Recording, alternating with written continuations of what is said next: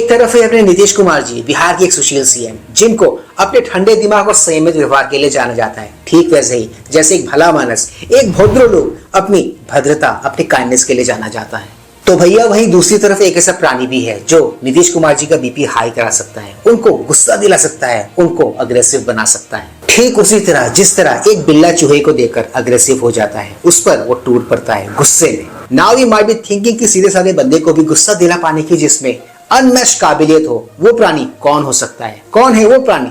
तो वो है हमारे आदरणीय लालू प्रसाद यादव जी के सुपुत्र राजकुमार तेजस्वी यादव जी, एक और नेपो प्रोडक्ट, राजनीति का नेपो प्रोडक्ट। हाँ भाई साहब, ये प्राणी और ये शख्सियत वही है जो अच्छे से अच्छे प्राणी का बीपी तुरंत और सेकंड्स में बढ़ा सकते हैं, उनको तुरंत ही गुस्सा दिला सकते हैं। कुछ पंचायत के बनराकस के जैसे वो एक सेकंड में किसी का भी बीपी तुरंत बढ़ा देता था, किसी का भी बीपी तुरंत हाई कर देता था। इनमें भी वही वाले गुण हैं। ऐसा के मुद्दे पर श्रीमान तेजस्वी यादव जी ने कुछ मीठी मीठी बातें बोल दी, जिनको सुनकर नीतीश बाबू जी का पारा 7वें आसमान पर चढ़ गया, 7वें आसमान पर पहुंच गया। अब जिनको ये नहीं पता कि SIR एग्जैक्टली क्या है, तो उनके लिए आसान भाषा में SIR मतलब स्पेशल इंटेंसिव रिवीजन। ये वो प्रोसेस है जिसमें चुनाव में चल रही धांधलियों को हाईलाइट किया जाता है, उन्हें रोकने की कोशिश की जाती है। देखो भाई, वोटर लिस्ट को लेकर बिहार में एक बहुत ही बड़ा झोल सबके सामने आया है, जिससे देश स्तब्ध है, देश हैरान है। एक बड़े स्केल पर वोटर लिस्ट में लिस्टेड नामों को लेकर एक बहुत ही बड़ी डिस्क्रिपेंसी का मामला लोगों की नजर में तब आया जब SIR ने कुछ इश्यूज रेज किए कि वोटर लिस्ट में वो नाम भी शामिल है जिनको उस लिस्ट में होना ही नहीं चाहिए था। तो ऐसे नामों को ECI बिहार में इन दिनों वोटर लिस्ट से निकालने का काम कर रही है। इसी वजह से तिलमिलाए हैं इस देश की जितने भी विपक्षी पार्टियां हैं, जितने भी विपक्षी दल है, जिनमें से तेजस्वी यादव जी भी एक है।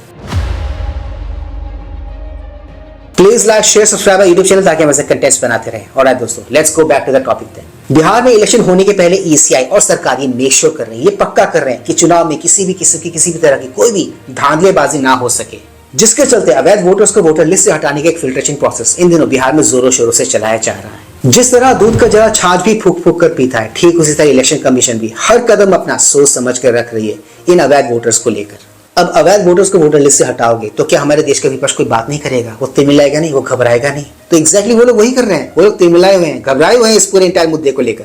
ठीक उसी तरह जिस तरह एक जेब कतरा पुलिस को देके घबराता है, पुलिस को देके कतराता है, क्योंकि सबको ये अच्छे से पता है कि जितने भी नाम काटे जा रहे हैं इस वोटर लिस्ट से, ज्यादातर ऐसे ना देश की विपक्षी पार्टियों का एक मेजर वोट बैंक है और ये विपक्षी पार्टियां उनकी संरक्षक है। इसीलिए ऐसी पार्टियां नहीं चाहती कि अवैध घुसपैठियों को देश से निकाला जाए, इनका नाम वोटर लिस्ट से काटा जाए। खैर, इसी इंटायर मुद्दे के इर्द गिर्द बिहार की विधानसभा में जो डिबेट चल रहा है, उसमें तेजस्वी यादव जी और नीतीश कुमार जी बुरी तरह भिड़ गए, आपस में भिड़ गए, जबरदस्त भिड़ गए। कैसे? उन्होंने आपस में एक दूसरे को क्या कहा, वही देखते हैं। Have a look. बांग्लादेशी आ गया, नेपाली आ गया, म्यांमार का आ गया, बिहार को लज्जित करते हैं। वही विदेशी के वोट से नरेंद्र मोदी जी प्रधानमंत्री बन गए। पहले तो थे ना, जब उम्र तुम्हारा कम था, तुम्हारे पिताजी 7 साल मंत्री थे, हम तो 9 महीना नहीं भी रहे, हमने दूसरे को दे दिया। बीच में 1.5 साल आप लोगों को भी किया, लेकिन आप लोग भी ठीक नहीं कर रहे थे तो छोड़ दिया। देखो, कोई ये बात माने या ना माने, है कुछ दल, है कुछ नेता इस देश में ऐसे भी जो नहीं चाहते कि इन अवैध घुसपैठियों को देश से निकाला जाए, इनका नाम वोटर लिस्ट से काटा जाए। वो कहते हैं ना, चोर चोर मौसेरे भाई, इनका भी वही वाला हिस्सा किताब है कुछ इन घुसपैठियों के साथ। मुझे लगता है इन घुसपैठियों और ऐसे दलों के बीच एक साइलेंस अंडरस्टैंडिंग है कि तुम मुझे वोट देते रहना, मैं तुम्हें देश से निकालूंगा नहीं, मैं तुम्हें सारी की सारी सुविधाएं दूंगा, तुम्हें जमीन दूंगा, रहने को जगह दूंगा। मुझे लगता है कि इस किस्म की कोई अंडरस्टैंडिंग इन दलों और ऐसे घुसपैठियों के बीच में है। आपने एक और बात ऑब्जर्व करी, तेजस्वी जी यहाँ पर मोदी जी को गरियाने में लगे हुए हैं, बट ये भाई साहब अपने ही पिताजी के जंगल राज को भूल गए। इसी जंगल राज के कारण बिहार आज इतना पिछड़ा हुआ है। बिहार की आज जो हालत है वो इन्हीं के पिताजी की तो देन है। अब इन इलेक्शन में बिहार की जनता को यह तय करना है कि उनको रिबूट वर्जन ऑफ जंगल राज 2.0 चाहिए बिहार में, या फिर उनको चाहिए इंडस्ट्री, तरक्की, नौकरियां। तो दोस्तों, आज के इस व्लॉग में सिर्फ इतना ही।